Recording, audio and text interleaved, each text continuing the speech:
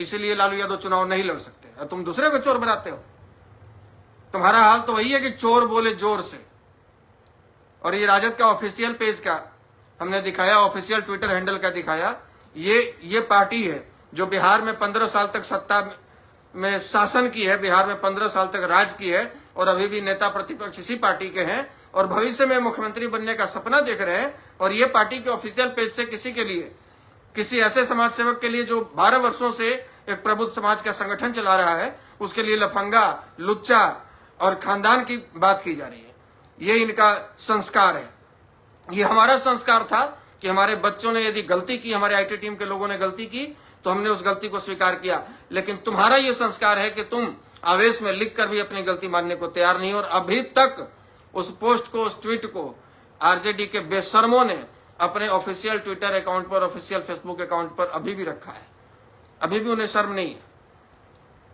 तो मैं फिर से कहता हूं, मुझे पता है कि आरजेडी के लोग सारिका पासवान के लिए बहुत चिंतित नहीं है। उनको इस बात की मिर्ची लगी है कि उनको ये दर्शाया गया है, उनको ये दिखाया गया है कि भैया लालू यादव का विरोध, वो भी खुलेआम लाखों लोगों के सामने, ये करने की हिम्मत कोई कैसे जुटा सकता है भाई?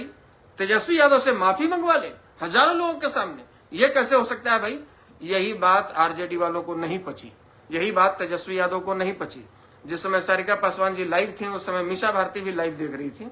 यानी कि पूरा परिवार इस प्रकरण में शामिल है और ये लोग बैठकर जो भी करवा रहे हैं, ये बैठकर करवा रहे हैं। हम ये दावे के साथ कह सकते हैं कि चुनाव नजदीक है। सारिका पासवान से जबरन बाई ऑर्डर तेजस्वी यादव जी ने बुलवाया है कि इस तरह का बयान दो ताकि अगड़ा पिछड़ा हो और चुनाव में हमें इसका फायदा मिले।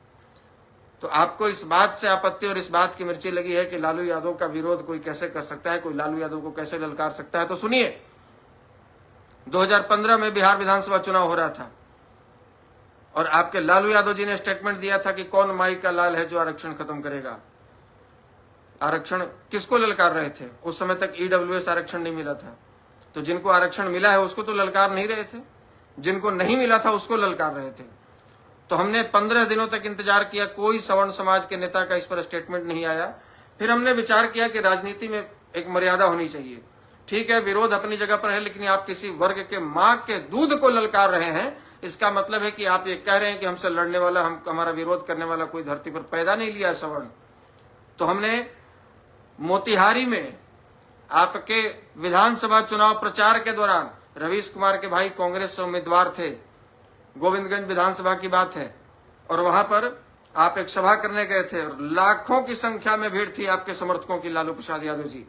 और उस समर्थकों के बीच में 4-5 लोग गए, तो 400 लोग थे, बाकियों ने झंडा अपना जेब में डाल लिया, लेकिन 4-5 लोग खुलेआम डब्बा का दूध आपके मंच पर फेंका और कहा था कि हम मां का दूध पिए हैं और हम विरोध करके दिखाएंगे। आपने जो स्टेटमेंट दिया है, आप डब्बा का दूध पी के बड़े हुए हैं, आप डब्बा का दूध लीजिए और पीजिए।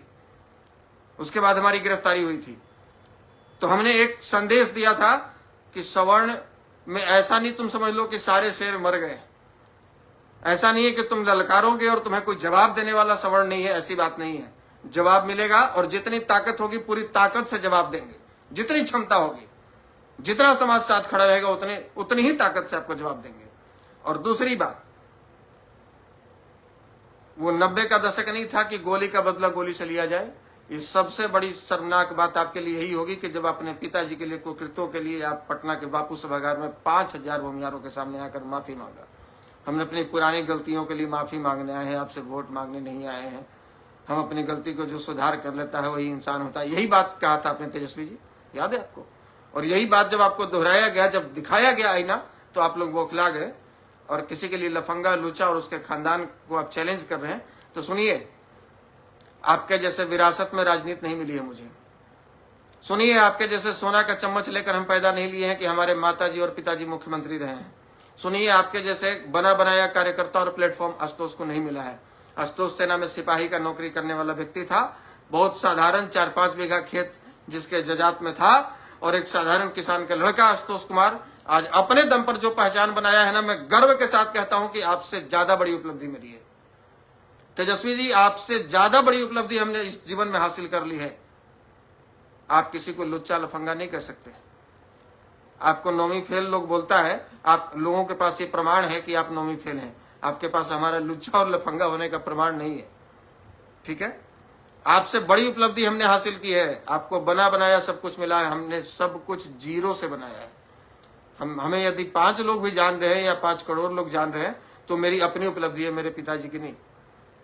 और आप अपने पिताजी के बदौलत जाने जाते हैं, लालू प्रसाद यादव के बेटे तेजस्वी यादव, न कि आपकी कोई उपलब्धि है।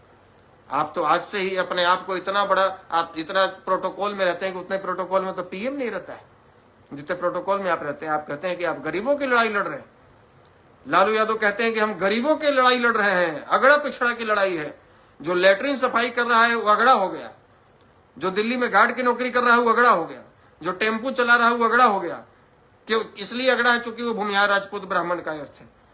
और आपका बेटा 9वीं फेल है, 90 लाख की गाड़ी से चलते हैं और वो अगड़े हो गए, वो पिछड़े हो गए। ये कैसा पिछड़ा होने का प्रमाण है भैया? ये कैसा पिछड़ा होने का प्रमाण है? और कुछ पासवान समाज के नासमझ लड़के कमेंट कर रहे थे, उनको बताना चाहूंगा कि सारिका पासवान जी का इस्तेमाल करके आपके समाज को ही बदनाम किया गया है आरजेडी के वालों की तरफ से। आप ये समझिए, आपके कंपटीटर चिराग, आपके नेता चिराग के कंपटीटर कौन है ये समझिए, तो क्यों आपको इस्तेमाल किया जा रहा है ये भी समझिए। तो आपको वैसे लोगों का समर्थन कभी नहीं करना। आपके बाबा वीर चौहरमल जी का हमने कभी विरोध किया?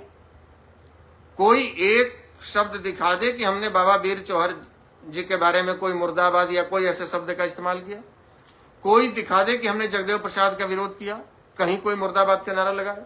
कोई बता दे कि हमने कर्पूरी जी के मुर्दाबाद का नारा लगाया? कोई बता दे हमने अम्बेडकर जी के मुर्दाबाद का नारा लगाया? कोई बता दे कि हम लोहिया जी के मुर्दाबाद का नारा लगा रहे हैं? तो भैया कोई पेरियार जी का या कोई सावित्रीबाई फुले का नारा लगा, तो भैया आप क्यों? आपको किसने अधिकार दिया हमारे महापुरुषों को अपमानित करने का? किसने अधिकार दिया? और यदि आप इस हैसियत से अपमानित कर रहे हैं कि भैया हम तो राजनीति करने आए हैं, अगड़ा पिछड़ा नहीं होगा तो भैया बिहार में बढ़िया से राजनीति होगी नहीं, तो उसका सुन लीजिए, इस तरह का बयान दीजिएगा तो बढ़िया से भूत उतार दिया जाएगा। वो स्टेटमेंट तो हमारे नहीं थे, चूंकि हमारे संस्कार में नहीं है इसलिए हमने डिलीट कर दिया, लेकिन आपको बख्शा नहीं जाएगा। आप कल लाइव आकर कह रही थी कि आपको माफ नहीं किया जाएगा। अरे आप माफ करने वाली कौन होती है? आप कौन होती है माफ करने वाली? आपको माफ नहीं किया जाएगा, इस बात को याद रखिए।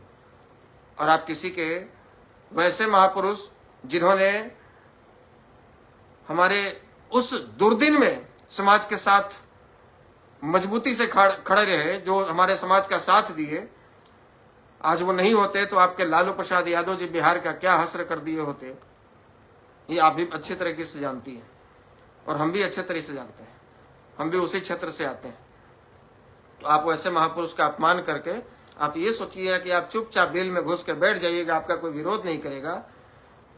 और पोस्ट डालती हैं रेल दिया जाएगा और बाहुबली को ठेल दिया जाएगा। आधे घंटे के आईटी टीम के रेलाई में तो हालत खराब हो गया आपसे लेकर आपके आकाओं तक का। रेलना जानती हैं आप? दोबारा स्टेटमेंट दीजिएगा तो बढ़िया से रेला जाइएगा। समझ में आया? गंदे शब्दों का इस्तेमाल नहीं करेंगे, लेकिन आप समझ लीजिए कि बढ़िया से इलाज कर दिया जाएगा, खूब बढ़िया से तरीका सब अपनाया जाएगा। वो आपके ऊपर निर्भर करता है कि आप कैसे तरीके से समझना चाहते हैं। और आरजेडी के लोग, आप ये भ्रम में मत रहिए कि अगड़ा पिछड़ा करके आप बिहार में चुनाव जीत जाएंगे और मुख्यमंत्री की कुर्सी पर बैठ जाएंगे।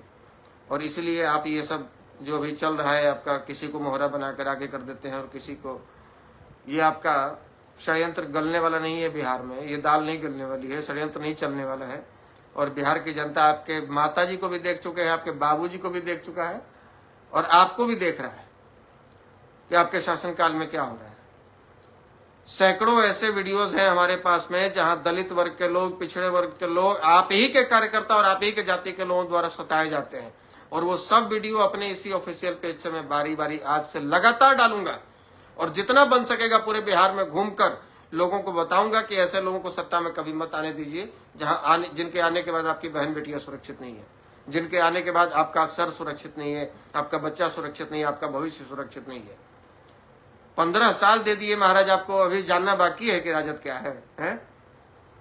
15 साल बिहार के लोग आपको दे दिए, अभी जानना बाकी है।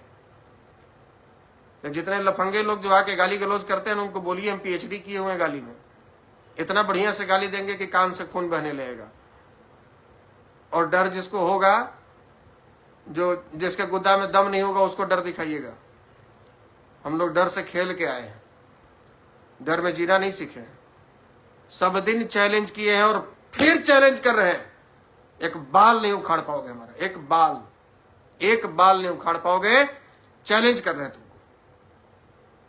और जिन शब्दों का प्रयोग किए हो अपने ऑफिशियल आईडी से, उसी शब्दों का प्रयोग पूरे बिहार में घूम घूम कर तुम्हारे लिए करेंगे, और इसके लिए तैयार रहना। धन्यवाद। जय हिंद।